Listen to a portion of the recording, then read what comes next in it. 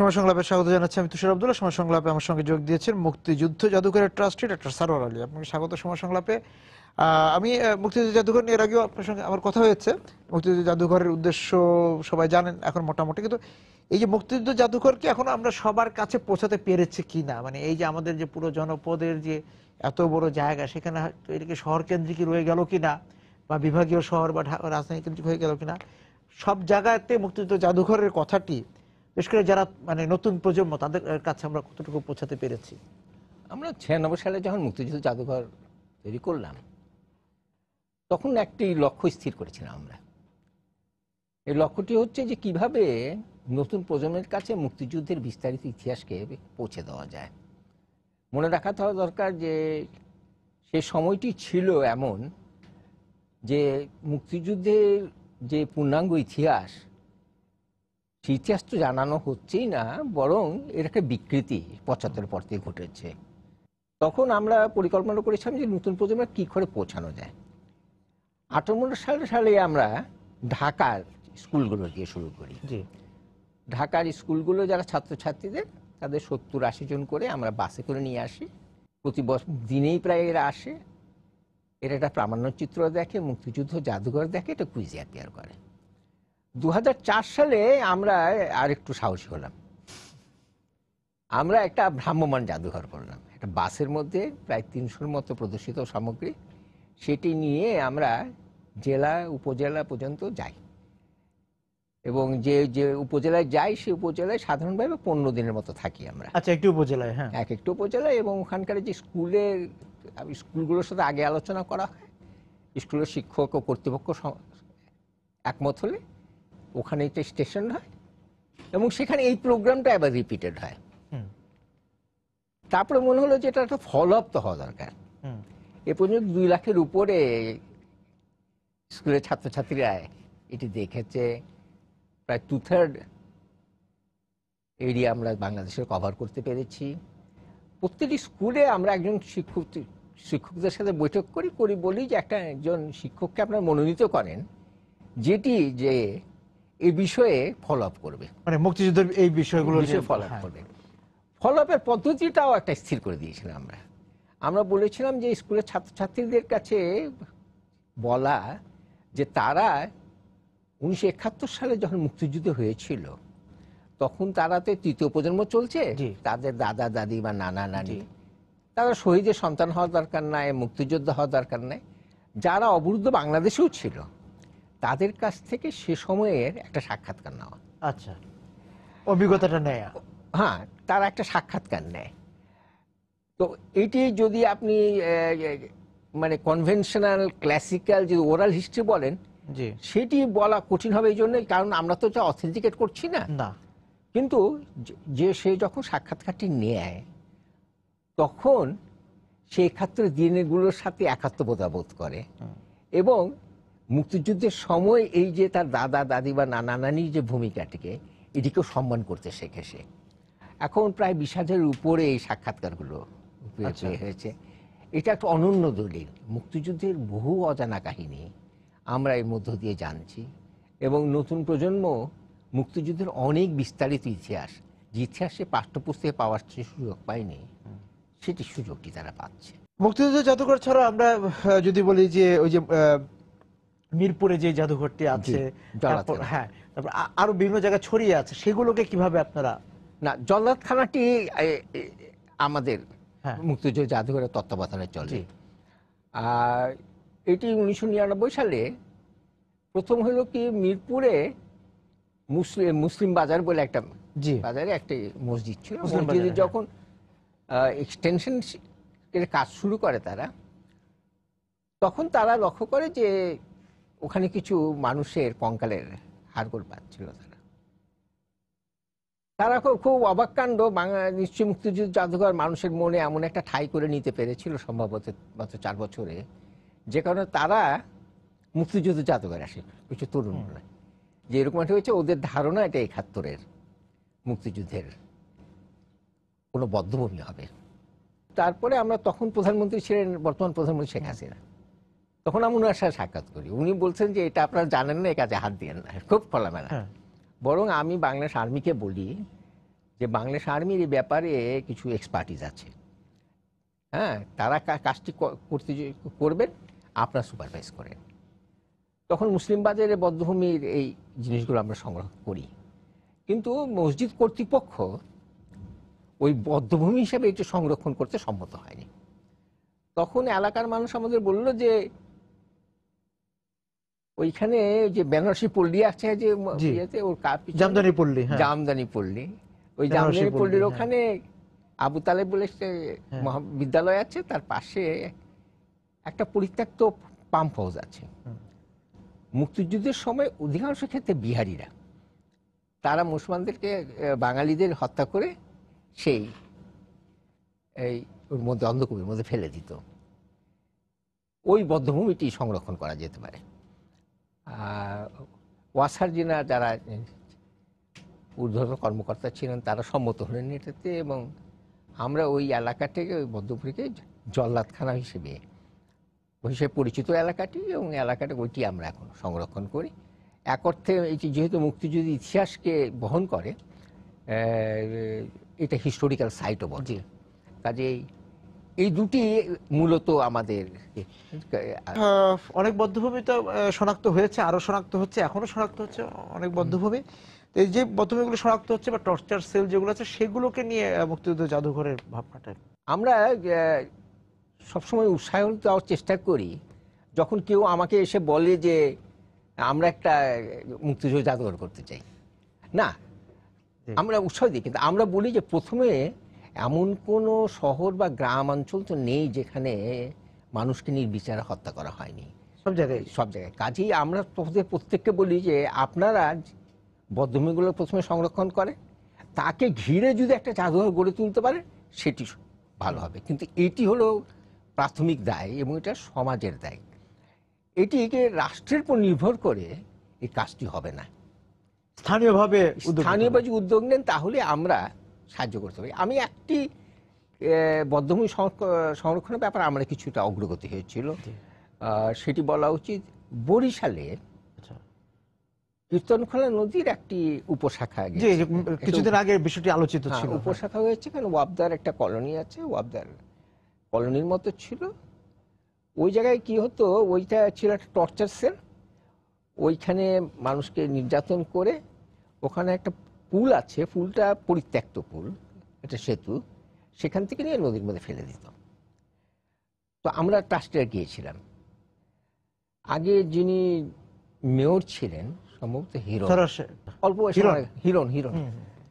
সে খুব উৎসাহী ছিলেন, উনি খুব উৎসাহী ছিলেন, এবং উনি একটা পরিকল্পনাও স্থির করলেন মুক্তিযুদ্ধ জাদুঘর। আমরা ওনাকে একটা নকশাও তৈরি করে দিয়েছিলাম,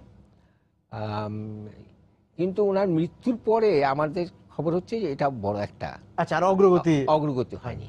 আমরা মনে করি যে স্থানীয় উদ্যোগে যদি এরকম বদ্ধভূমি সংরক্ষণ করা যায়, সব বদ্ধভূমি সংরক্ষণ করা খুব কঠিন। 4 দশক চলে গেছে, তো অনেক জায়গায় স্থাপনা হয়ে গেছে, বিল্ডিং টিল্ডিং হয়ে গেছে, সব জায়গায় করা যাবে না। প্রতিটি জেলায় অন্তত একটি যদি হয়, এবং আমরা বলি যে ন্যূনতম যেটা করা দরকার, যে একটা ফলক থাকবে, সেখানে কবে কি ঘটনাটা ঘটেছিল তার একটা বর্ণনা থাকবে। এবং দ্বিতীয়ত যেটা খুব প্রয়োজন, আমরা যেমন জাদুঘরে ছেলেমেয়েদের নিয়ে আসছি, এলাকার স্কুলের ছেলেমেয়েদেরকে ওই জায়গায় নিয়মিতভাবে নিয়ে যাওয়ার বুদ্ধি করা, সেটি যদি তারা করেন, তাহলে মুক্তিযুদ্ধ জাদুঘরের সামর্থ্য কম, তারপরেও আমরা এই কাজে আমাদের অভিজ্ঞতা, যেহেতু কিছুটা অভিজ্ঞতা হয়েছে, পরামর্শ আমরা দিতে পারি। দিনাজপুরের শহরে ঢোকার পথ একটি হয়েছে, সে ব্যাপারে আমরা কিছু সাহায্য করেছিলাম। পাশাপাশি টর্চার সেলের কথা বলছিলাম, আর অনেকের তো অনেক ব্যবহৃত জিনিসপত্র এখনো পাওয়া যাচ্ছে, সেগুলো স্থানীয়ভাবে সংরক্ষণ করা যেতে পারে। সেগুলো স্থানীয়ভাবে সংরক্ষণ করতে হবে, কিন্তু মিউজিয়াম তো একটা আর্ট এবং সায়েন্সও বটে। হ্যাঁ, সংরক্ষণের একটা বৈজ্ঞানিক পদ্ধতি আছে, যেটি মনে করেন যে আমরা যে 8 জন ট্রাস্টি, আমরা তো কেউ মিউজিয়ামোলজিস্ট নই। কাজে আমরা আমাদের একজন কর্মীকে আমরা বাইরে পাঠিয়ে তাকে এই ব্যাপারে প্রশিক্ষণ গ্রহণ করিয়ে এনেছি। না হলে হবে কি, এই আর্টিফ্যাক্টসগুলো যদি যথাযথভাবে সংরক্ষণ না হয়, এটা নষ্ট হলে খুব খুব ক্ষতিকর হয়ে যায়। সে কারণে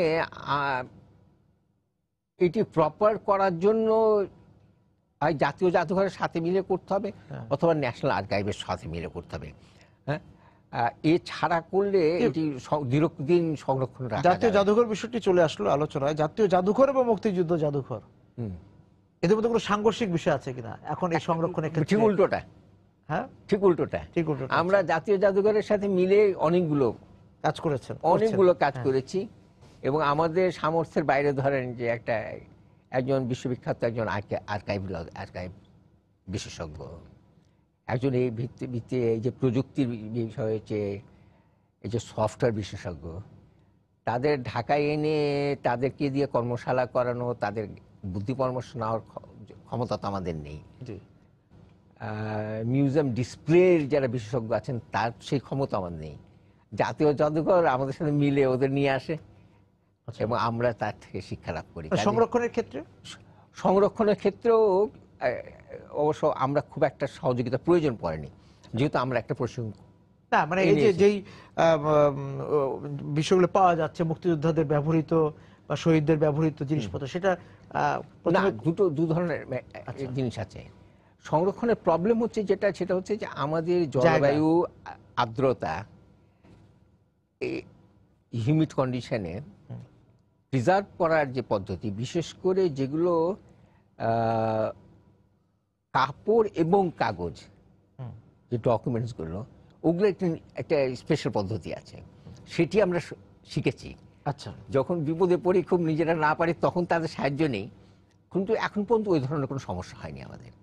সংরক্ষণের দায়টা আমরা মোটামুটি নির্ভরভাবে করেছি, কারণ আমাদের যারা বিদেশি যারা এসেছি না, যারা দেখে গেছেন, তারা আমাদের কিছু পরামর্শ দিয়েছেন, কিন্তু সাধারণভাবে তারা মনে করেন যে সংরক্ষণ যেভাবে আমরা করছি এটি যথার্থ আছে। এখন নতুন জাদুঘরের স্পেসটা অনেক বড়, ওখানে একেবারে আধুনিক সংরক্ষণশালা গড়ে তুলতে পারবো। জেলা, উপজেলা এবং বড় শহরগুলোতে যেভাবে স্কুলের ছাত্রছাত্রীদেরকে দেখানো হচ্ছে বা কলেজের ছাত্রছাত্রীরা আসছে, আমি যতটুকু জানি আসতে সবাই দেখছে, হ্যাঁ, দেখার পর যখন সে পাঠ্য বইতে নজর রাখছে মুক্তিযুদ্ধ বিষয়ক ইতিহাসের জানার জন্য, সেই জায়গায় সে বিভ্রান্ত হচ্ছে কিনা।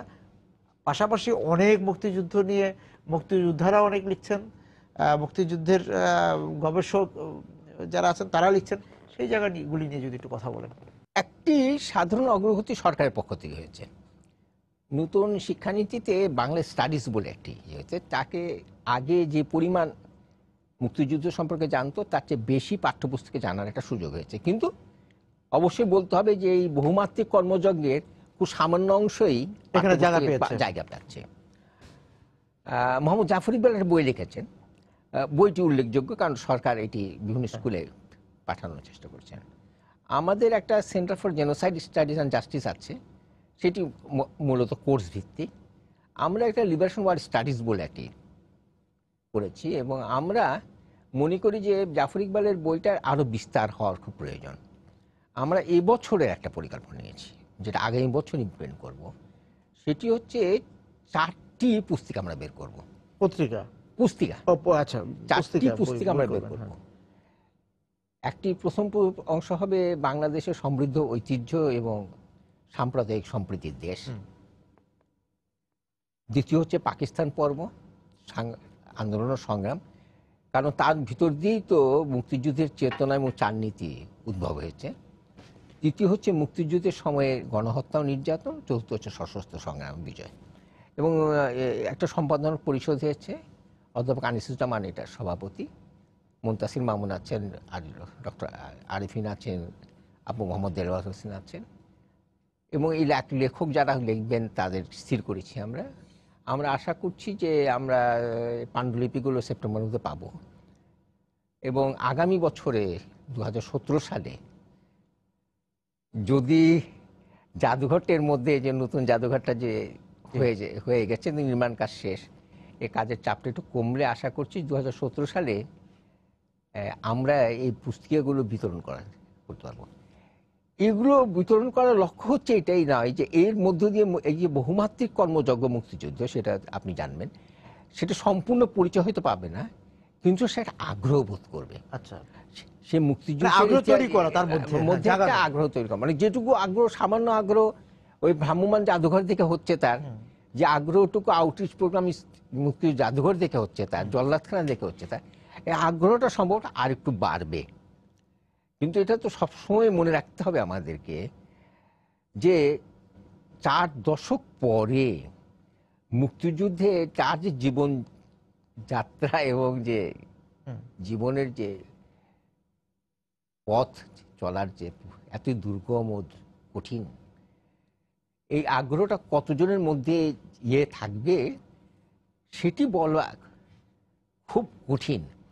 তবে আমাদের লক্ষ্য হচ্ছে যে ওর মধ্যে এই আগ্রহ সৃষ্টি করা, যাতে সে মুক্তিযুদ্ধের ইতিহাস জানতে উৎসাহিত বোধ করে, উৎসাহ বোধ করে। আমাদের সবসময় একটা আশঙ্কা ছিল যে 75 পরে ইতিহাস বিকৃতি যেভাবে হয়েছে, তাতে সম্ভবত আমরা 2টি প্রজন্মকে হারালাম, যারা যথার্থ মুক্তিযুদ্ধের যথার্থ ইতিহাস ও চেতনা সম্পর্কে জানলো না। কিন্তু 2013 সালে গণজাগরণ মঞ্চের এই তরুণরা যেভাবে আমাদের ভুল ভাঙালো, যে তারা এটা প্রমাণ করে দেখালো যে এই দেশের তরুণ সমাজ এখনো মুক্তিযুদ্ধের ইতিহাসকে, বিশেষ করে তার চেতনাকে হৃদয়ে লালন করে, শুধু ঢাকা অনির্বাণ। হ্যাঁ, এবং আমি যে কারণে বলি গণজাগরণ মঞ্চ কোনো গোষ্ঠী বা দলের ব্যাপার না, এটা একটা ফেনোমেনন। যে ফেনোমেননটা তরুণ প্রজন্মে যে আগ্রহ আছে এটা প্রমাণ করলো। এই যে পাঠ্য বইতে আমি নিয়মিতই দেখছি যে অনেক ভুলও আছে, ভুল ভ্রান্তি থাকে, একটা দৃষ্টিভঙ্গি থেকে লেখা হচ্ছে, লেখা হয়ও, কিছুটা আরোপিত বা অতি লেখা হয়। সেই জায়গার থেকে একটু নির্মমভাবে লেখার ক্ষেত্রে আপনাদের দিক থেকে কোনো রকম উদ্যোগ, পরামর্শ যায় কিনা, যে নির্মমভাবে লেখা হোক, অতি লেখা না হোক, যা বাস্তবতা তাই লেখা হোক? 22শে মার্চ আমাদের প্রতিষ্ঠা দিবস, সেখানে 30শে মার্চ পর্যন্ত আমরা একটা মুক্তিযুদ্ধের বইমেলা করি, এবং যে লেখকরাই মুক্তিযুদ্ধ সম্পর্কে লিখেছেন তারা সকলে বই জমা দেন, প্রকাশকরা দেন। এখানে 2 ধরনের আছে, বা কয়েক ধরনের বই আছে আর কি। বইমেলা তো এটা প্রতিফলিত হয়েছে। একটি কিছু আছে যাদের স্মৃতিকথার ব্যাপার, শহীদ পরিবার কিংবা মুক্তিযোদ্ধাদের। এই ক্ষেত্রে আবেগ এবং আতিশয্য দুটোরই এক প্রভাব ফেলবে, এটা খুব স্বাভাবিক। মুক্তিযুদ্ধের বইয়ের প্রকাশনার ক্ষেত্রে যে দুর্বলতা হয়েছে সেটা হচ্ছে যে মুক্তিযুদ্ধের নির্মম ইতিহাস তার দলিল তথ্যাদির ভিত্তিতে বা বিশ্লেষণ বই, এই বইয়ের সংখ্যা খুব কম। এই কাজটিকে আমরা উৎসাহ দিতে চাই, কিন্তু আমি আবার বলছি যে আমাদের সামর্থ্যের এই ক্ষেত্রে সম্ভবত রাষ্ট্রকে এগিয়ে আসলে ভালো, কারণ অধিকাংশ সাক্ষাৎকার ভিত্তিক হয়ে যাচ্ছে। সাক্ষাৎকার এই ক্ষেত্রে মনে করেন একটা দুটো, একটা যথাযথ রাষ্ট্রের দিক থেকে একটা যথাযথ একটা খুব নেতিবাচক প্রকল্প গ্রহণ করা হয়েছিল। প্রথম যেটা হয়েছে যে 18 খণ্ডের যে দলিল খণ্ডটি বেরিয়েছে, যেটি হাসান আবু দলিলপত্র, এটি সাধারণভাবে অথেন্টিক, কারণ সম্পাদনা পরিষদ যারা ছিলেন তারা খুব নিরপেক্ষ ব্যক্তি ছিলেন।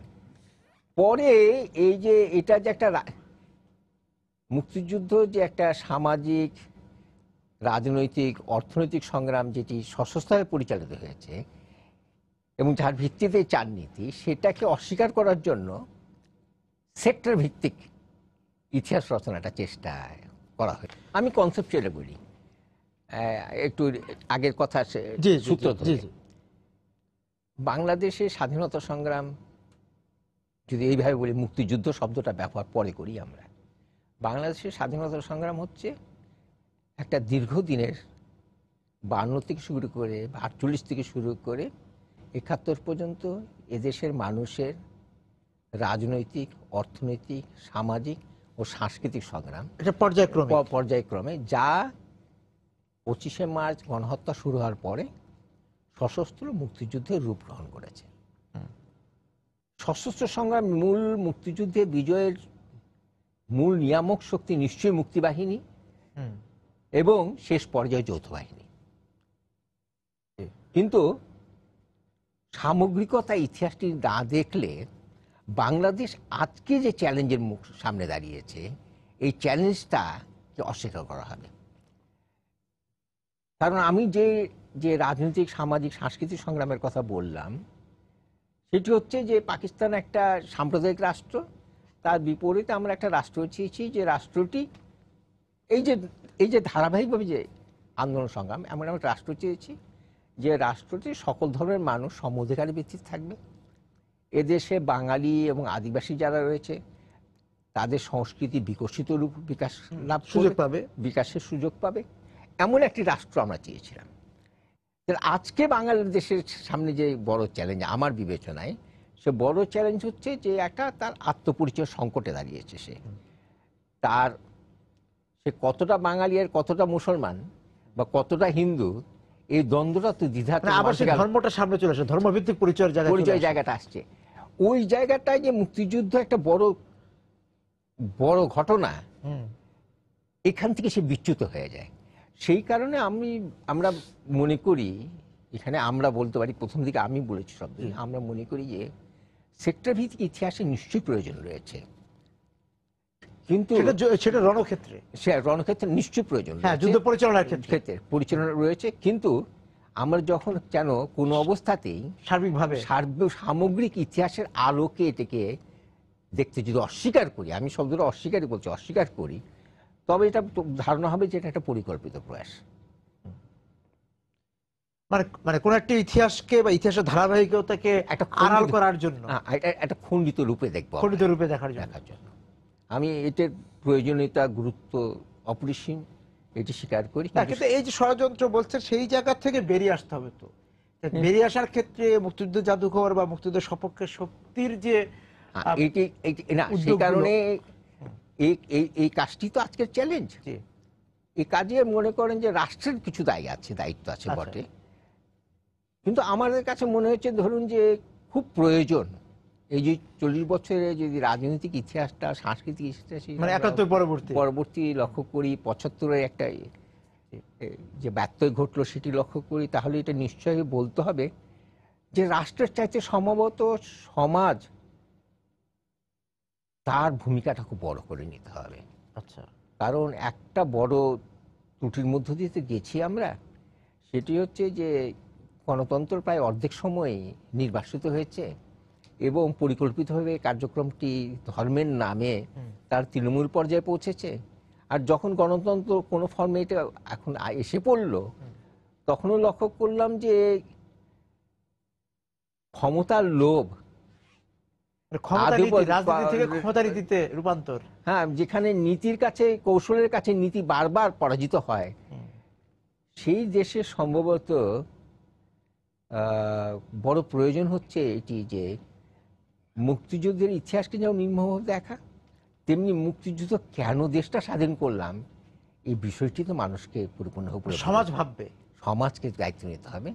এবং সেক্ষেত্রে আমার আরও বলে শেষ করি কথাটা, সম্ভবত যে যতটা রাজনৈতিক অধিকারের সংগ্রাম ছিল পূর্ব পাকিস্তান আমলে, ততটাই সাংস্কৃতিক স্বাধিকারের সংগ্রাম ছিল এটি।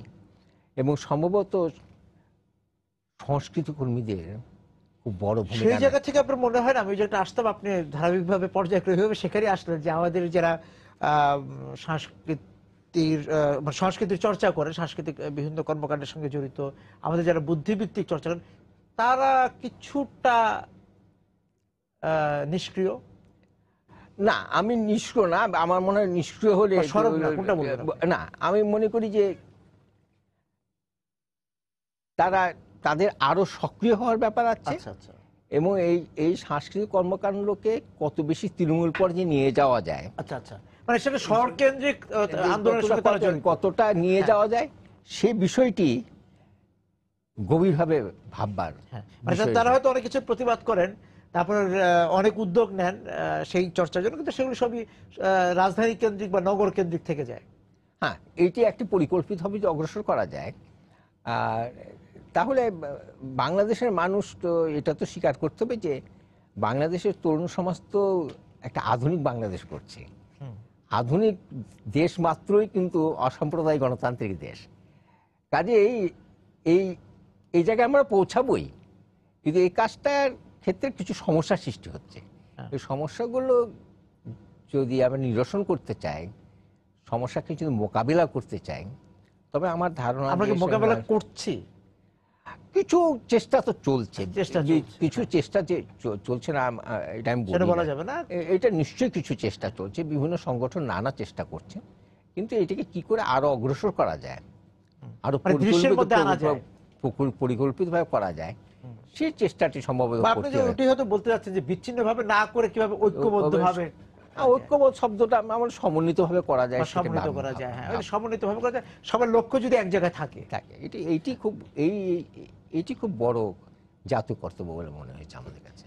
আপনাকে অনেক ধন্যবাদ আজকে আমাদের সঙ্গে যোগ দেওয়ার জন্য। দর্শক যারা ছিলেন আজকে সময় সংলাপের সঙ্গে, আপনাদেরকে ধন্যবাদ জানিয়ে শেষ করছি আজকে সময় সংলাপ। দেখা হবে আগামী দিন। সবাই সুন্দর থাকুন, নিরাপদে থাকুন।